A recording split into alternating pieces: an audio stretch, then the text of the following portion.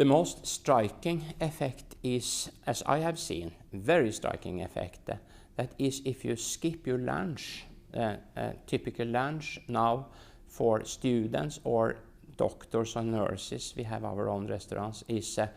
that you get bread and you get some sugar drinks, and that you can get as much as you want, and you get a lot of potatoes, but you don't get so much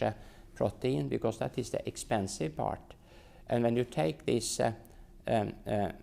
carbohydrate meal with quick carbohydrates, you get very tired in 1-2 hours after the meal. And for instance, in the hospitals, we have between 2 o'clock and 3 o'clock, we have our post-education lessons and so on. And then when you have that between 2 and 3, and the lunchtime is around 12, at least 80% are asleep. So if you go into a room and try to speak to people at between 2 and 3 in the afternoon, you look out, at least you can see 80% of the eyelid closed now and then, because they are so tired. And this, that you are so tired, is a sign that you in a way are healthy,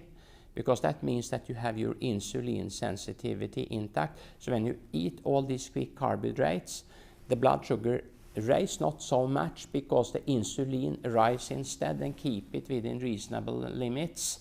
And then it rises too much, so when the lesson starts at 2 o'clock, insulin is still high to control this sugar, and then you overshoot, so you get low blood sugar, and then it's very difficult then to keep your intellectual performance.